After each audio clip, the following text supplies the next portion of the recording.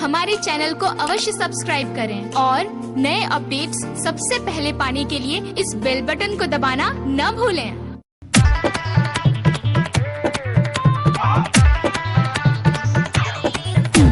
Singing by से सुरीला सुल्तानपुर।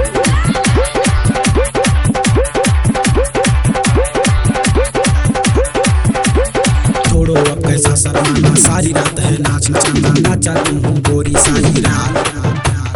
होठवा से पंसौआ पकड़ा, नाता हो जाए गौवा में आइल बारात। अरे ब्यास अपना अंदाज में बोला।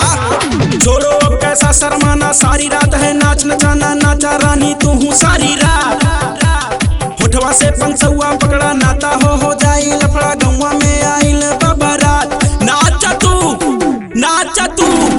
नाचा तू धाके हिलावती हो, चाहे टूटी रानी चवकी हो।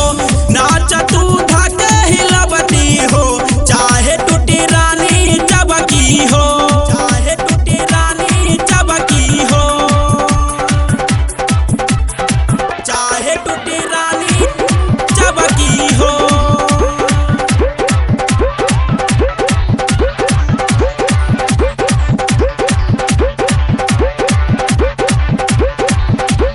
पूरा बरतिया के तोहरे बेताक बा, मारा तका चकच बुढ़ाओ भी आँख बा।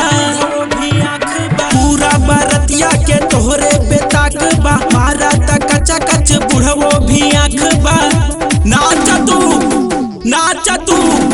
नाचा तू धाके हिलावती हो, चाहे टूटी रानी चवकी हो। नाचा तू धाके हिलावती हो, चाहे टूटी रानी चवकी हो, चाहे टूटी रानी चवकी हो, चाहे टूटी रानी चवकी हो।